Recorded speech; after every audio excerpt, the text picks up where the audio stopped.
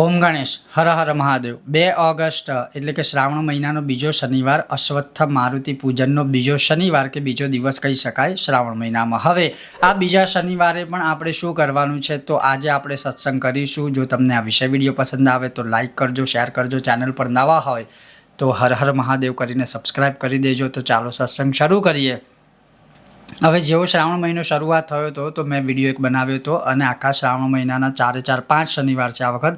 તો 5 શનિવારની તારીખ પણ મેં એમાં આપી હતી અને એ અશ્વત્થ મારુતિ પૂજન શું છે એનું મહત્ત્વ સમજાવ્યું હતું અને કેવી રીતે શું કરવાનું એ બધું મેં પહેલાં સમજાવ્યું હતું. છતાં પણ આ બીજો શનિવાર આવી રહ્યો છે, હું તમને ફરીથી સમજાવી દઉં અને ફરીથી કહી દઉં. અને વિશેષ રૂપે પિતૃદોષ નિવારણ માટે, પિતૃઓની ખુશી માટે, પિતૃઓની કૃપા પ્રાપ્તિ માટે, જીવનના આકસ્મિક સંકટોનો વિનાશ કરવા માટે, ભય મુક્ત થવા માટે, અભય વરદાન પ્રાપ્ત કરવા માટે, હનુમાનજીની કૃપા પ્રાપ્તિ માટે, બ્રહ્મા વિષ્ણુ મહેશની કૃપા પ્રાપ્તિ માટે, કહીએ કે દરેક પ્રકારની પીડામાંથી મુક્તિ માટે આ 2 ઓગસ્ટ એટલે કે શ્રાવણ મહિનાનો બીજો શનિવાર આ અશ્વત્થ મારુતિ પૂજન. અશ્વત્થ એટલે પીપળો, મારુતિ એટલે હનુમાન દાદા. કેવી રીતે શું પ્રયોગ છે જે ભગવાને મહાદેવજીએ સનત કુમારોને શ્રવણ કરાવ્યું હતું, આજે તમે શ્રવણ કરો. હવે 2 ઓગસ્ટ શનિવારે પ્રાતઃકાળ એટલે કે સવારે ઉઠીને તમે તમારું જે કાંઈ નિત્ય પૂજા પાઠ કર્મ આદિ હોય એ પરવારીને તમારા નજીક કે સન્મુખ પીપળાજીનું વૃક્ષ હોય તો એ પીપળાજીના વૃક્ષની નીચે મૂળમાં જળ ચડાવવાનું. કેવી રીતે? તો તાંબાના કળશમાં કે પછી ચાંદીના કળશની અંદર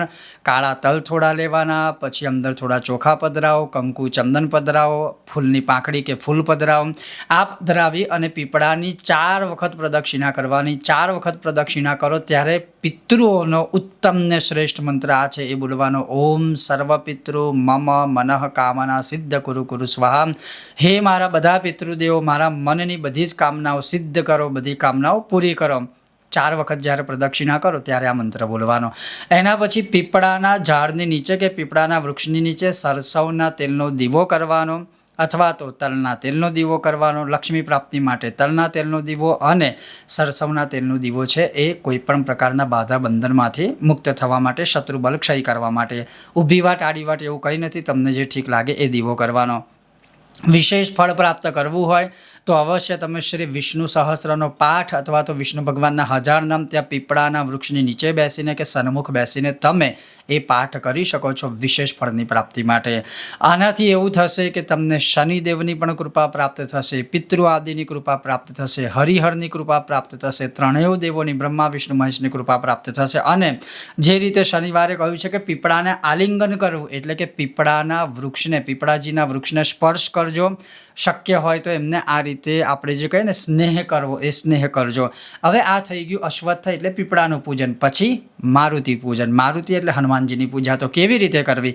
તો તલના તેલમાં સિંદૂર નાખી એટલે કે તલનું તેલ અને સિંદૂર આ 2 વસ્તુ મિશ્રિત કરી અને તમારા ઘરમાં જો હનુમાનજીની મૂર્તિ હોય તો ઘરમાં અને બહાર કોઈ મંદિરમાં હોય તો મંદિરમાં, કોઈ પણ મંદિરમાં હનુમાનજીની ઉપર આ તલનું તેલ ને સિંદૂર મિશ્રિત કરી અને અભિષેક કરવાનો. અભિષેક કરતા સમયે હનુમાનજીના 12 નામ છે એનાથી અભિષેક કરવો.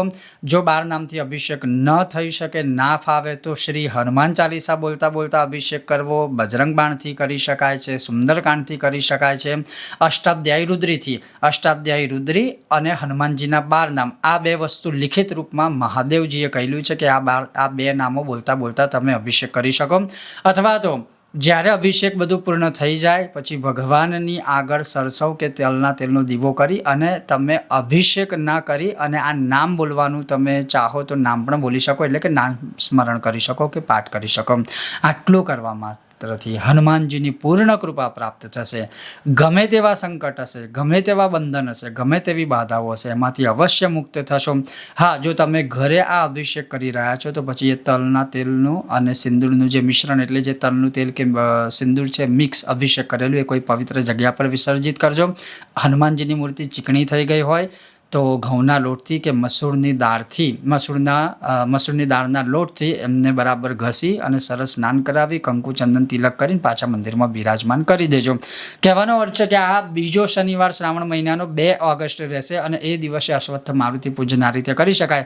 આમાં ઉપવાસ, વ્રત, ભૂખ્યા રહેવાનું એવું કંઈ જ નથી. બસ તમે આટલું કરશો તો પણ અશ્વત્થ મારુતિનું તમને પૂર્ણ ફળ પ્રાપ્ત થશે. એ છે આ 2 ઓગસ્ટ શનિવારે. જો તમને આ સત્સંગ પસંદ આવ્યો હોય તો લાઇક કરજો, શેર કરજો અને ચેનલ પર નવા હોય તો સબસ્ક્રાઇબ કરીને ઘંટીનું ચિહ્ન દબાવજો. ખૂબ જ જલ્દી પાછા મળીશું આવા જ ઉત્તમ પ્રકારના સત્સંગ સાથે. ત્યાં સુધી તમે જોતા રહો. ચાલો સત્સંગ કરીએ મારી સાથે. ઓમ ગણેશ હર હર મહાદેવ.